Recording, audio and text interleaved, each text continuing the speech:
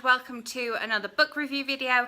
I know I have made quite a lot of the standalone book reviews rather than merging books together, but I knew I was going to have to talk about this one when I read it. You may remember I was very excited to receive a proof of this one, and then this week I was lucky enough to go to a book event hosted by the wonderful Tattered Cover. If you're ever in Denver, make sure that you go there, with the two authors. So I will insert a picture at some point from that event. I wanted to take some vlog footage, but it wasn't really set up, so I would have got any sort of decent video for you, unfortunately. So yeah, today I'm going to be talking about What If It's Us by Becky, Albertalli and Adam Silvera. I have book talks on this channel about Becky's Leah on the Offbeat and about Adam's They Both Die at the End, so I will leave these up here, and I also have a book versus movie video about Love, Simon versus the Homo sapiens agenda, so I will leave that linked as well. So if you want to check out more from these authors and my thoughts on them, then make sure you check out those videos. This book it's just so sweet and so lovely, and I enjoyed reading it so much. This is Ben and Arthur, and so let me just read you a little bio that's on the back here because it's very cute. Arthur: I believe in love at first sight, fate, the universe, all of it, but not how you're thinking. I don't mean it in our souls. I don't mean it in the our souls were split and you're my other half forever sort of way. I just think you're meant to meet some people. I think the universe nudges them into your path. And then we have Ben.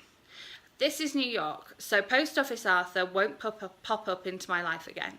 I guess that's fine. It's not like something could have really happened between us. Thanks for nothing, universe. So I just absolutely love Ben and Arthur as characters, and this book has alternating chapters between the two of them, as well as being broken down into 4 different sections. So it's a very structured book, but those kind of books mean that you keep turning the pages because you're like, well, I need to find out what Arthur's perspective on this is, and I need to find out what Ben's going to do next, and a new section, what's going to happen next. So we basically have 3 sections and an epilogue, but they are just fantastic, and there are a lot of sort of pop references in here as well. So references to certain movies and musicals and locations which I may or may not be fans of, and so that is another aspect that I found enjoyable in the book. This book covers all sorts of things like getting over a relationship, first love, bad dates, and of course it's all set in New York City. One of the wonderful things is that Ben is a native New Yorker. He has lived in New York all his life, and then Arthur is visiting. He is doing an internship over the summer, and so we get to discover New York through Arthur's eyes for the first time. But because Ben has lived there long enough to be a native New Yorker, we get to see the positive and the negative side of it as well.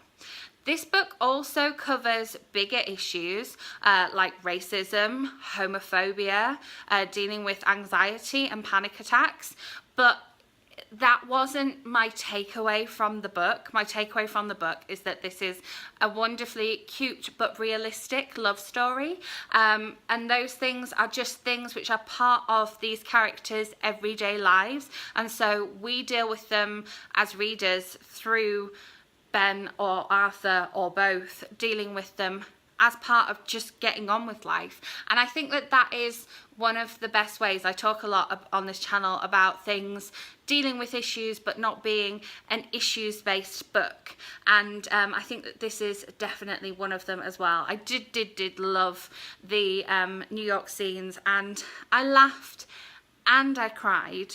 There are some fabulous secondary characters in this novel as well. We get to meet both of these characters' friendship groups, their best friends, one of their exes. We get to see what their everyday life is like. We get to see what their families are like, and we just get to live out this novel with them.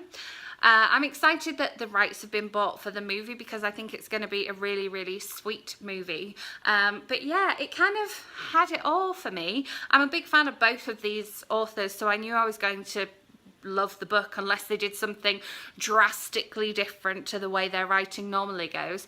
But yeah, as I say, it covers all of those different things whilst being a fabulous, sweet, gay romance set in New York, where we get to see the upside and the downside of the city, and we get to kind of see the upside and the downside of a new relationship, possibly.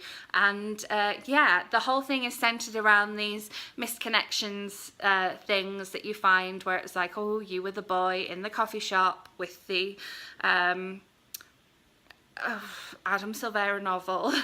I was the girl or the boy sitting there with the spilled iced latte or whatever. And I think it's just such a great idea for a novel. It's one of those where I wish I'd written this.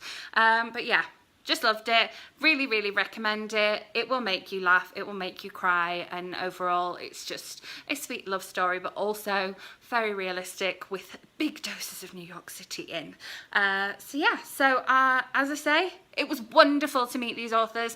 They were absolutely lovely, and thank you so much to Tattered Cover for having them so that we could come and see them and meet them.